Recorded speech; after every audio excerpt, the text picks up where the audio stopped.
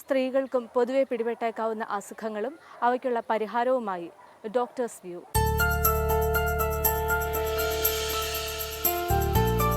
സ്ത്രീകളെ ഏറ്റവും ബാധിക്കുന്ന ഒരു അസുഖമാണ് ഗ്യാസ് ട്രബിൾ എന്ന് പറയുന്നത്. മിക്ക സ്ത്രീകളും തന്നെ എപ്പോഴും പറയുന്നതൊക്കെ എനിക്ക് ഗ്യാസിൻ്റെ അസുഖമാണ്, വയറ് വീർത്തിരിക്കുന്നു, ഏമ്പക്കം വരുന്നു എന്നൊക്കെ. എന്തുകൊണ്ടാണ് ഈ ഗ്യാസ് ട്രബിൾ ഉണ്ടാകുന്നതെന്ന് നോക്കാം. പ്രധാനമായിട്ട് പറയുകയാണെന്നുണ്ടെങ്കിൽ നമുക്ക് ഗ്യാസ് ട്രബിളിൻ്റെ പ്രശ്നം എന്ന് പറഞ്ഞാൽ നമ്മൾ ആമാശയത്തിലുള്ള ഏത് ഓർഗൻസിൽ വരുന്ന പ്രശ്നവും ഗ്യാസ് ട്രബിളായിട്ട് വരാറുണ്ട്.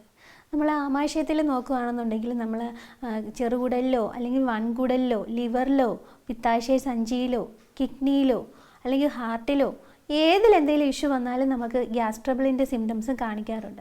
അതിനെ നമുക്ക് ഗ്യാസ് ട്രബിൾ എന്ന് പറയുമ്പോൾ അതൊരു ചെറിയ അസുഖമായിട്ട് കാണാൻ പറ്റില്ല. ചിലപ്പോൾ ഈ പറയുന്ന കുറച്ച് മാരകമായിട്ടുള്ള അസുഖങ്ങൾക്ക് വരെ ഗ്യാസ് ട്രബിൾ ഒരു സിംറ്റമായിട്ട് വരാറുണ്ട്. അപ്പോൾ നമ്മൾ പറയുകയാണെന്നുണ്ടെങ്കിൽ നമുക്ക് ആമാശയമായിട്ട് ബന്ധപ്പെട്ട എന്തെങ്കിലും ഡൈജസ്റ്റീവ് പ്രശ്നങ്ങളൊക്കെ ഉള്ളവരാണെങ്കിൽ, ഇപ്പോൾ IBS എന്ന് പറഞ്ഞിട്ടൊരു രോഗമാണ്, ഇറിറ്റബിൾ ബവൽ സിൻഡ്രോം എന്ന് പറഞ്ഞിട്ടൊരു അസുഖം. അത് കുറച്ച് സ്ട്രെസ്സ് കൊണ്ടുണ്ടാകുന്ന ഒരു അസുഖമാണ്. എപ്പോഴും മോഷൻ എന്ത് ഫുഡ് കഴിച്ചാലും അതുപോലെ സ്ട്രെസ്സ് വരുമ്പോഴൊക്കെ തന്നെ ഇടയ്ക്കിടയ്ക്ക് ബാത്റൂമിൽ പോകാൻ തോന്നുന്ന അവസ്ഥയാണ് IBS എന്ന് പറയുന്ന രോഗം. ഇപ്പോൾ ആ രോഗമുള്ളവരിൽ അതുപോലെ ഇൻഡൈജഷൻ ആയിട്ടുള്ള അസുഖങ്ങളൊക്കെ, ഇപ്പോൾ ഒരുപാട് ഫുഡും നമുക്ക് കഴിച്ചിട്ട് ഇൻഡൈജഷൻ വരിക അല്ലെങ്കിൽ ഫുഡ് പോയ്സൺ പോലെ വരിക, അങ്ങനെ എന്ത് ആമാശയത്തെ ബാധിക്കുന്ന എന്ത് തരം അസുഖം വന്നാലും അതിലൊക്കെ തന്നെ ഈ ഗ്യാസ് ട്രബിൾ കാണാറുണ്ട്. ഗ്യാസ് ട്രബിൾ എന്ന് പറയുന്നത് ഉദ്ദേശിക്കുന്നത് എന്താണെന്ന് വെച്ച് കഴിഞ്ഞാൽ വയറിനൊരു വീർപ്പ് പോലെ തോന്നുക, അതായത് നല്ല വയറ് വീർത്ത പോലെ തോന്നുക, അതുപോലെ നന്നായിട്ട് ഏമ്പക്കം വരിക, ചിലരിൽ അധോവായുവായിട്ടായിരിക്കും വരുന്നത്, വയറിന് ചെറിയൊരു വേദന കാണുക. ഇതൊക്കെയാണ് നമ്മൾ സാധാരണയായിട്ട് ഗ്യാസ് ട്രബിൾ എന്ന് പറയുന്ന അസുഖത്തിൽ വരുന്ന സിംറ്റം എന്ന് പറയുന്നത്. നമുക്കപ്പോൾ ഗ്യാസ് ട്രബിളിനെ ഒരു രോഗമായിട്ട് കാണാൻ പറ്റില്ല, അതൊരു സിംറ്റമായിട്ട് കാണാനേ പറ്റൂ. കാര്യം ഗ്യാസ് ട്രബിൾ മിക്കവാറും ഒക്കെ ഉണ്ടാകുന്നത് മറ്റെന്തെങ്കിലുമൊക്കെ കാരണങ്ങൾ കൊണ്ടായിരിക്കും. അപ്പോൾ ചെറിയ രീതിയിലൊക്കെ എന്തെങ്കിലും ആഹാരത്തിൽ കൂടിയൊക്കെ നമ്മുടെ ആഹാരചര്യയിലൊക്കെ വരുന്ന മാറ്റങ്ങളൊക്കെ കൊണ്ടുവരുന്ന ഗ്യാസ് ട്രബിളൊക്കെ ആണെന്നുണ്ടെങ്കിൽ അത് നമുക്ക് അത്ര പേടിക്കേണ്ട ആവശ്യമൊന്നുമില്ല. ഗ്യാസ് ഉണ്ടാക്കുന്ന തരത്തിലുള്ള ആഹാരമൊക്കെ കുറച്ച് മാറ്റി കഴിയുമ്പോൾ തന്നെ ആ ഗ്യാസിൻ്റെ പ്രശ്നം മാറുന്നതായിരിക്കും. എന്നാൽ ലിവറിലൊക്കെ ഉള്ള എന്ത് പ്രശ്നം വന്നാലും ചിലർക്ക് അത് ഗ്യാസ് ട്രബിളിൻ്റെ സിംറ്റംസ് ആയിരിക്കും കാണിക്കുന്നത്. അതുപോലെ പാൻക്രിയാസിന് വരുന്നൊരു അസുഖമാണ്, പാൻക്രിയാസിന് ഇൻഫെക്ഷൻ വന്നിട്ട് പാൻക്രിയാറ്റൈറ്റിസ് എന്ന് പറഞ്ഞൊരു അസുഖം ഉണ്ടാകുന്നത്. അത് കുറച്ച് മാരകമായിട്ടുള്ളൊരു അസുഖമാണ്. അതിലും ഇതാണ് ഗ്യാസിൻ്റെ സിംറ്റംസ്, ഗ്യാസ് ട്രബിളിൻ്റെ സിംറ്റം കാണിക്കാറുണ്ട്. അതുപോലെ ചില തരത്തിലുള്ള കിഡ്നിയിൽ വരുന്ന ചില കിഡ്നി സ്റ്റോൺ പോലത്തെ ചില പ്രശ്നങ്ങൾ, അതുപോലെ കുറച്ച് കോൺസ്റ്റിപ്പേഷൻ മലബന്ധം വരുന്ന പ്രശ്നങ്ങൾ, അവയിലൊക്കെ തന്നെ ഈ ഗ്യാസ് ട്രബിൾ കാണിക്കാറുണ്ട്.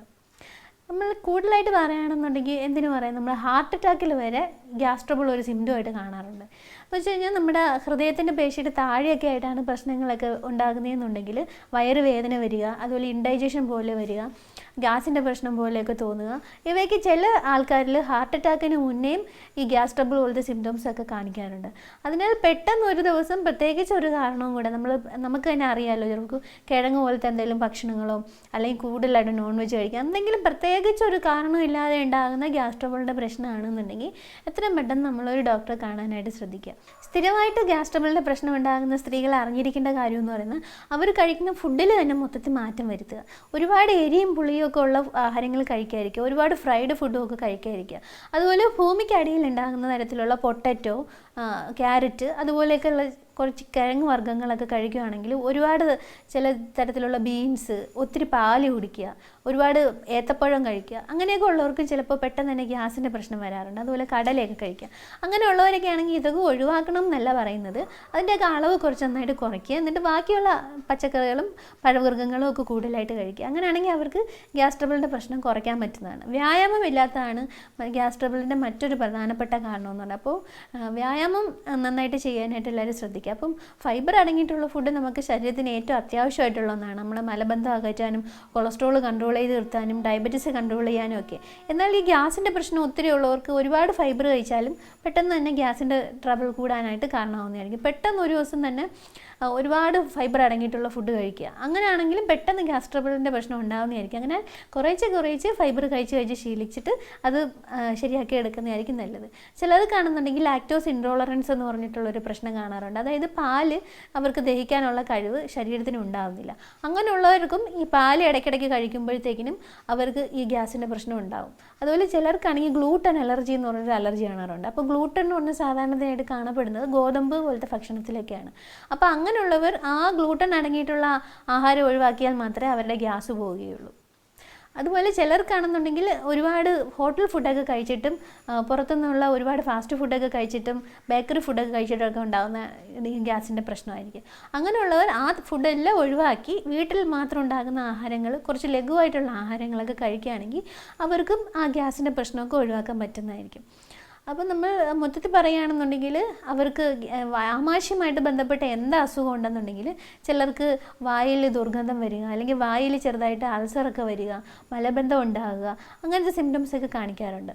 അതിനാൽ ഇങ്ങനത്തെ ഗ്യാസിൻ്റെ പ്രശ്നം എന്തുണ്ടെങ്കിലും ആമാശയമായിട്ട് ബന്ധപ്പെട്ട എന്തെങ്കിലും പ്രത്യേക രോഗമുണ്ടോ എന്നും എല്ലാവരും ശ്രദ്ധിക്കുക. അപ്പോൾ ചെറിയ രീതിയിലൊക്കെ ഉള്ള ഗ്യാസ് ട്രബിൾ, ഇപ്പോൾ 1-2 ദിവസമൊക്കെ നീണ്ടു നിൽക്കുന്ന ഗ്യാസ് ട്രബിളൊക്കെ ആണെന്നുണ്ടെങ്കിൽ, ഇടയ്ക്കിടയ്ക്ക് വരാറുമുണ്ടെന്നുണ്ടെങ്കിൽ അതിന് നമുക്ക് വീട്ടിൽ തന്നെ പ്രകൃതിദത്തമായിട്ടുള്ള അടുക്കളയിൽ നിന്ന് തന്നെ കുറച്ച് കാര്യങ്ങളൊക്കെ ചെയ്യാവുന്നതാണ്. അതിൽ പ്രധാനപ്പെട്ട ഒന്നെന്ന് പറഞ്ഞാൽ ഇഞ്ചിയാണ്. അപ്പോൾ ഇഞ്ചിയൊക്കെ ഇട്ടിട്ട് ഒരു കാപ്പിയൊക്കെ ഇട്ട് കുടിക്കുകയാണെന്നുണ്ടെങ്കിൽ പെട്ടെന്ന് തന്നെ ഗ്യാസിൻ്റെ പ്രശ്നമൊക്കെ മാറ്റാൻ പറ്റുന്നതായിരിക്കും. അതുപോലെ ചൂട് പാലിനകത്ത് കുറച്ച് വെളുത്തുള്ളിയും കൂടെ ചതച്ചിട്ടിട്ട് അതൊരു ഗ്ലാസ് രാത്രി കുടിക്കുകയാണെങ്കിലും, ആഹാരമൊക്കെ കഴിച്ചതിന് ശേഷം സ്ഥിരം നല്ല ഗ്യാസൊക്കെ ഉള്ളവരാണെങ്കിൽ അതിന് ശേഷം ഒരു അല്ലിയോ 2 അല്ലിയോ വെളുത്തുള്ളിയൊക്കെ ചവച്ച് തിന്നുന്നത് നല്ലതായിരിക്കും.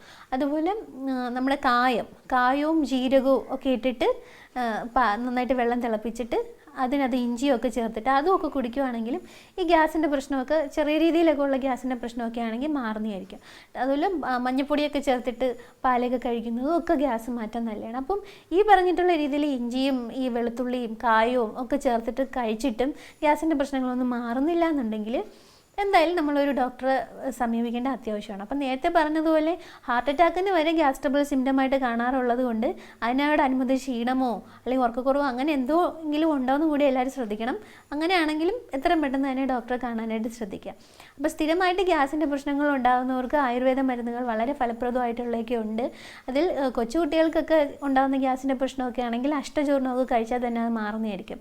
കുറച്ച് മുതിർന്ന സ്ത്രീകൾക്കും വയസ്സായവർക്കൊക്കെ ആണെന്നുണ്ടെങ്കിൽ വൈശ്വാനര ചൂർണം, ഹിംഗുവജാതി ചൂർണം, അങ്ങനത്തെ കുറേ വളരെ ഫലപ്രദമായിട്ടുള്ള ഒരുപാട് ചൂർണങ്ങളും അതുപോലെ ഗുളികകളും ഒക്കെ ഉണ്ട്. അവയൊക്കെ കഴിക്കുകയാണെങ്കിൽ പെട്ടെന്ന് തന്നെ ഗ്യാസിൻ്റെ പ്രശ്നവും ഈ മലബന്ധത്തിൻ്റെ പ്രശ്നമൊക്കെ മാറ്റാൻ പറ്റും. അപ്പം സാധാരണയായിട്ട് പിന്നെ ഗർഭിണികൾക്ക് ഉണ്ടാകുന്ന ഗ്യാസിൻ്റെ പ്രശ്നമെന്ന് പറയുമ്പോൾ അത് അവർക്ക് കുട്ടി ആമാശയത്തിൽ വളർന്നു വരുമ്പോഴും അതുപോലെ അസിഡിറ്റിയുടെ പ്രശ്നങ്ങളൊക്കെ ഉണ്ടാകുന്നതുകൊണ്ടൊക്കെ അവർ ഗ്യാസ് ട്രബിൾ ഉണ്ടാവാറുണ്ട്. അപ്പോൾ അവർക്കൊക്കെ ആണെങ്കിൽ ധന്വന്തരം ഗുളിക കഴിക്കുന്നത് വളരെ നല്ലതാണ്. അപ്പം ഗർഭിണികൾക്ക് സേഫായിട്ട് കഴിക്കാൻ പറ്റുന്ന ഒരു മരുന്നാണ് ധന്വന്തരം ഗുളിക എന്ന് പറയുന്നത്. അത് തന്നെ എല്ലാ പ്രായത്തിലുള്ള സ്ത്രീകൾക്കും കഴിക്കാവുന്നതാണ്. അതുപോലെ ഒരുപാട് സ്ഥിരമായിട്ട് മലബന്ധത്തിൻ്റെ പ്രശ്നമൊക്കെ ഉള്ളവരാണെങ്കിൽ ആ മലബന്ധവും കൂടെ മാറ്റുന്ന രീതിയിൽ ഗന്ധർവസ്ഥാതി കഷായമോ അല്ലെങ്കിൽ മറ്റ് കാളശാഖാതി കഷായമോ അങ്ങനെ എന്തെങ്കിലും കഷായങ്ങളും കൂടെ ഒക്കെ ഒപ്പം കഴിക്കുന്നത് നല്ലതായിരിക്കും.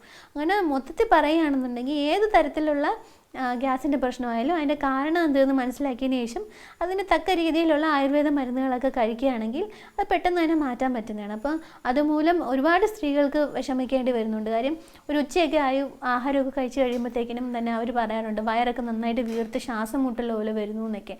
അപ്പോൾ അവരെല്ലാം തന്നെ അവരുടെ ആഹാരചര്യയിൽ മൊത്തത്തിൽ മാറ്റം വരുത്തുക. ഒരുപാട് കരിച്ചതും എരിവുള്ളതും പൊരിച്ചതുമായിട്ടുള്ള ആഹാരമൊക്കെ ഒഴിവാക്കി ധാരാളം വെള്ളം കുടിക്കുക. അപ്പോൾ ദിവസത്തിലുടനീളം ഒരു 2-3 ലിറ്റർ വെള്ളം നന്നായിട്ട് കുടിക്കുക. ആഹാരങ്ങൾ ചെറിയ ഇടവേളകളിൽ ചെറിയ അളവിൽ ഇടയ്ക്കിടയ്ക്ക് കഴിക്കുക.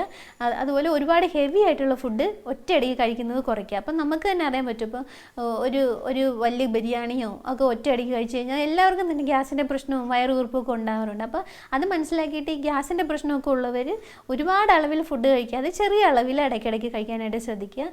ഗ്യാസ് ഉണ്ടാക്കുന്ന രീതിയിലുള്ള ഒരുപാട് പച്ചക്കറികൾ, നാര് ഒരുപാട് അടങ്ങിയിട്ടുള്ള പച്ചക്കറികൾ, കിഴങ്ങ് വർഗ്ഗങ്ങൾ, ഇലക്കറികൾ അവർക്ക് തന്നെ അറിയാൻ പറ്റും എന്ത് തരത്തിലുള്ള ഫുഡ് കഴിക്കുമ്പോഴാണ് അവർക്ക് ഗ്യാസ് ഉണ്ടാകുന്നത് എന്നുള്ളത്. അപ്പം അതൊക്കെ ഒഴിവാക്കിയതിന് ശേഷം അവർ നല്ലൊരു ജീവിതചര്യ നയിക്കാനും കൂടെ ശ്രദ്ധിക്കുക. അപ്പോൾ യോഗാസനങ്ങളൊക്കെ വളരെ ഫലപ്രദമായിട്ടുണ്ട് ഗ്യാസ് ട്രബിളിന്. പ്രത്യേകിച്ച് പറയുകയാണെങ്കിൽ പവനമുക്താസനം, ഭുജംഗാസനം, സൂര്യ നമസ്കാരം ഇവയൊക്കെ സ്ഥിരം ചെയ്യുകയാണെന്നുണ്ടെങ്കിൽ, അതുപോലെ മെഡിറ്റേഷനും കൂടെ ഒക്കെ ചെയ്യുകയാണെങ്കിൽ പ്രത്യേകിച്ച് ഒരു കാരണവും ഇല്ല, മരുന്നൊന്നും ഇല്ലാതെ തന്നെ നമുക്ക് ഈ ഗ്യാസ് ട്രബിൾ മാറ്റാൻ പറ്റുന്നതാണ്. അപ്പം സ്ട്രെസ്സ് ഒരു ഇമ്പോർട്ടൻറ്റ് ഫാക്ടറാണ്. അപ്പം സ്ട്രെസ്സ് നന്നായിട്ട്, ഇപ്പോൾ മാനസിക പിരിമുറുക്കം നന്നായിട്ടുണ്ടെങ്കിൽ അവർക്ക് വേറെ പ്രത്യേകിച്ച് ഒരു കാരണവും ഇല്ലാതെ തന്നെ ഗ്യാസ് ട്രബിളിൻ്റെ പ്രശ്നം ഉണ്ടാകുന്നതായിരിക്കും. അപ്പോൾ അങ്ങനെ എന്തെങ്കിലും മാനസിക പ്രശ്നങ്ങളോ ഒക്കെ ഉണ്ടെന്നുണ്ടെങ്കിൽ മെഡിറ്റേഷനും ഒക്കെ സ്ഥിരം ചെയ്യുന്നത് സ്ത്രീകൾക്ക് നല്ലതായിരിക്കും. അപ്പോൾ സ്ത്രീകൾ എല്ലാവരും ശ്രദ്ധിക്കുക. ഒരുപാട് പഴകിയ ഫുഡ്, അപ്പോൾ വീട്ടിൽ എല്ലാവരും കഴിച്ചതിന് ശേഷം ബാക്കി വരുന്ന ഫുഡൊക്കെ ഫ്രിഡ്ജിൽ വെച്ചിട്ട് ഉപയോഗിക്കാറുണ്ട് സ്ത്രീകളൊക്കെ. അപ്പോൾ പഴകിയ ഫുഡ് ഒരുപാട് നേരം തുറന്നിരുന്ന ആഹാരങ്ങൾ അവയൊക്കെ കഴിവതും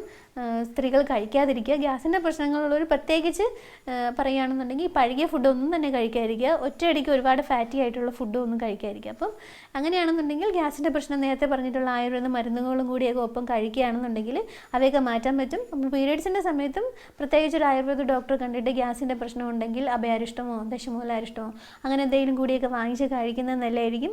പ്രഗ്നൻസി ടൈമിലും ഒരു ഡോക്ടർ നിർദ്ദേശപ്രകാരം ധന്വന്തരം ഗുളികയോ അല്ലെങ്കിൽ കുറുന്തോട്ടി പാൽ കഷായമൊക്കെ ഉണ്ടാക്കി കഴിക്കുകയൊക്കെ ചെയ്യുന്നത് നല്ലതായിരിക്കും. അപ്പോൾ എല്ലാ സ്ത്രീകളും ഗ്യാസിൻ്റെ പ്രശ്നം ഉണ്ടെങ്കിൽ ഈ പറഞ്ഞ കാര്യങ്ങളൊക്കെ ശ്രദ്ധിക്കുക.